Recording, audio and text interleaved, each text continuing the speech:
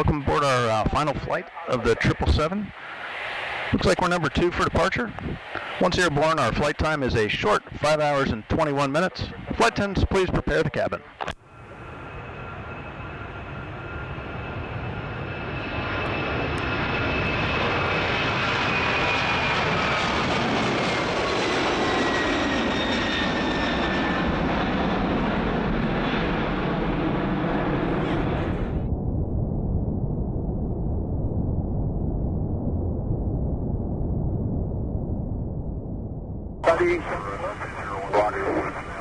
We have some claims.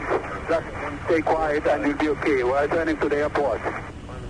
And who's trying to call me here? American 11, are you trying to call? Nobody move. Everything will be okay. If you try to make any move, you'll injure yourself and the airplane. Just stay quiet.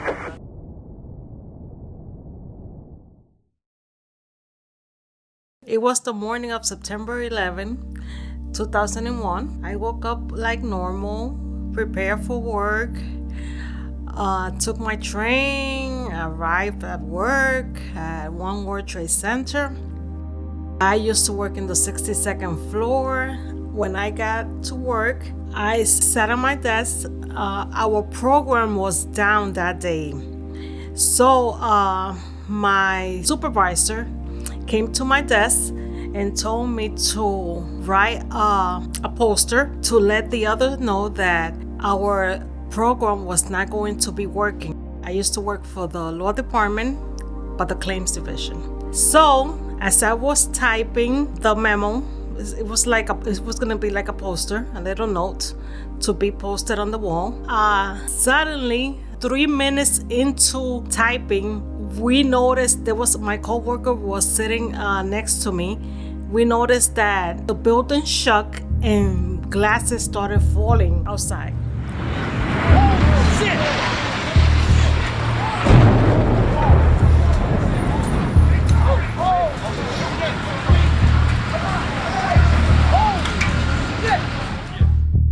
This just in, you are looking at obviously a very disturbing live shot there. That is the World Trade Center, and we have unconfirmed reports this morning that a plane has crashed into one of the towers of the World Trade Center. CNN Center right now is just beginning to work on this story, obviously calling our sources and trying to figure out exactly what happened, but clearly something relatively devastating happening this morning there on the south end of the island of Manhattan.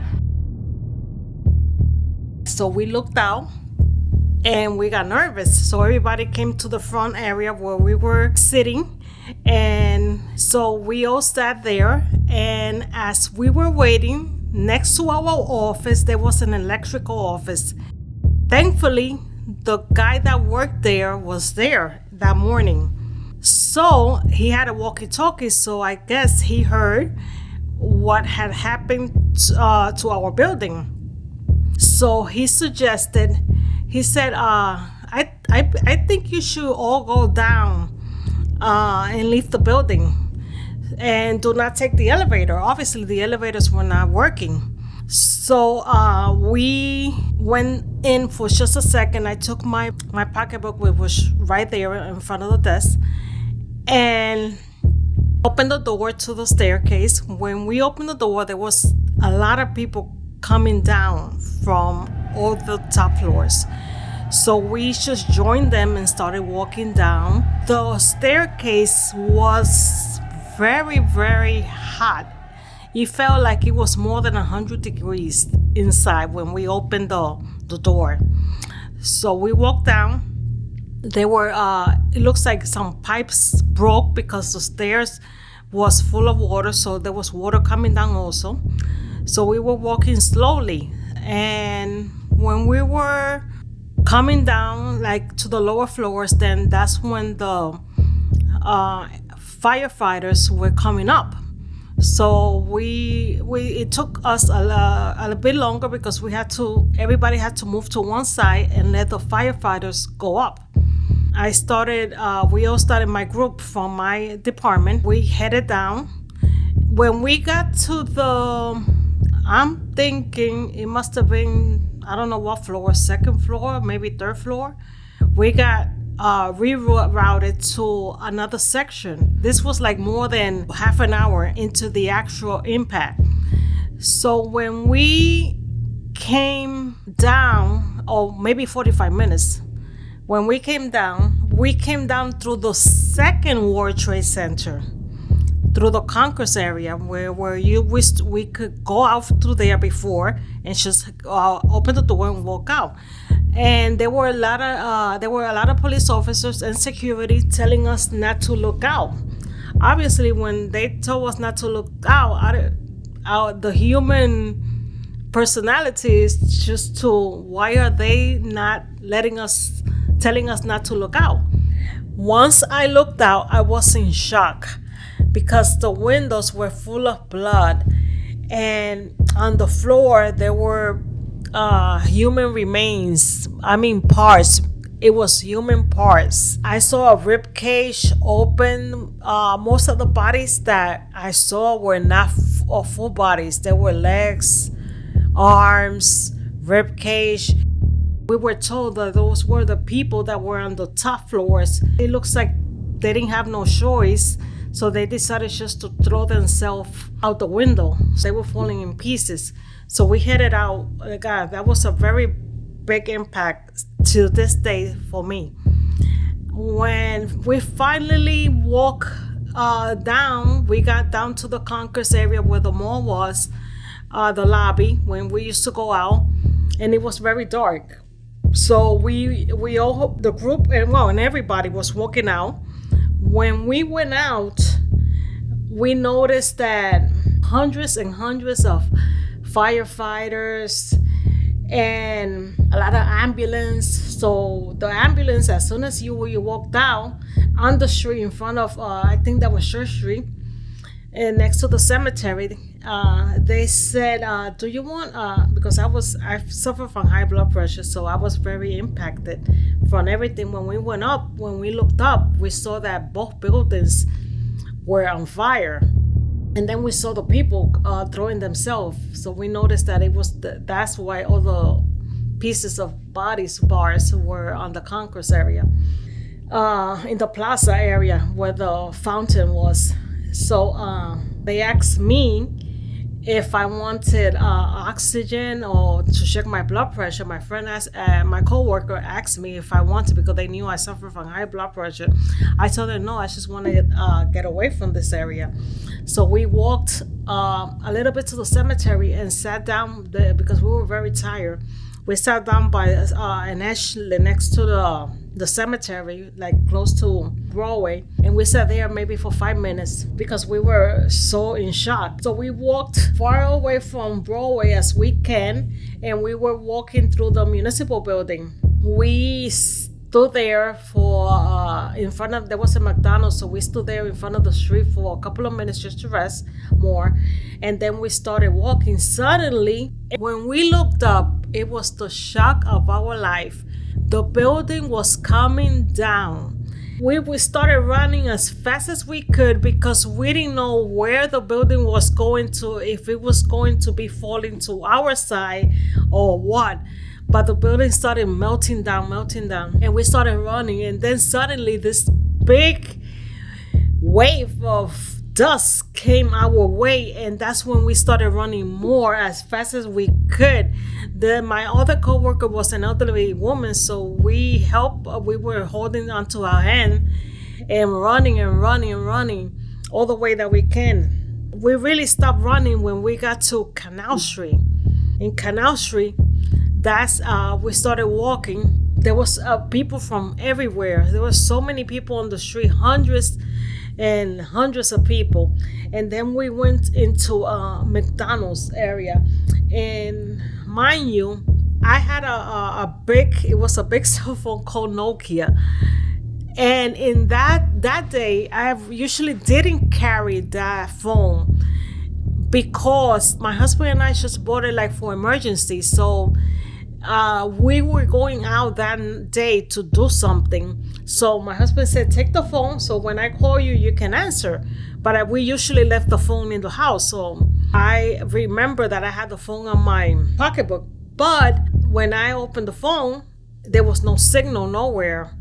so I could communicate with my family and tell them that I was okay. I'm assuming they were watching TV at that time and seeing everything that was happening. So I tried calling. My coworker wanted to call her daughter and tell her that she was okay. Her daughter's from New Jersey and work in New Jersey. We saw a lady speaking on the phone and they were sharing. So we asked the lady, can you please lend us your phone so she can call her daughter and tell her she's okay, and I can call my mother and tell her that I'm fine. So she said, oh yes. So my coworker called her daughter and told her she's okay. And I called my mother. My mother was crying and say, oh, I want to pick you up. I said, no, you're not going to find me. Oh my God, it was so dramatic. You're not going to find me. There's thousands of people walking here. And then I said, I asked, I'm laughing because remembering this is kind of, so I asked her, did you pick my son up for school? And then she said, oh, I forgot. And then she said I don't know, she went, or she said my sister, I don't remember, to pick him up. He was 7 years old in that time. So when she got to school, she told me that he was the only one in there with the teacher waiting for him to be picked up. So my mother, it was my mother that picked him up. So my mother explained what was happening, that I was there, so they didn't know what had happened. So they were more relieved. So we walked because there was no transportation. When we got to 72nd Street, we finally saw buses picking up people and if they wanted to go uptown, but there was nothing going to New Jersey for my coworker because it looks like Manhattan was closed, but we didn't know. My other coworker was from Long Island, so I think she stayed there in that area to see until she could get something for Long Island. So I went with my other coworker that lived in Jersey, and we took the bus. When I got to the bus, my mother's apartment, my mother's neighborhood, I got out. My coworker, she stayed in. She was going to go until 181st Street, the bus station, which was part of Port Authority, and stay there until she could cross the bridge. My husband was he worked in the hospital in the Bronx. I later found out that he could not cross to Manhattan because it was closed. So I got out.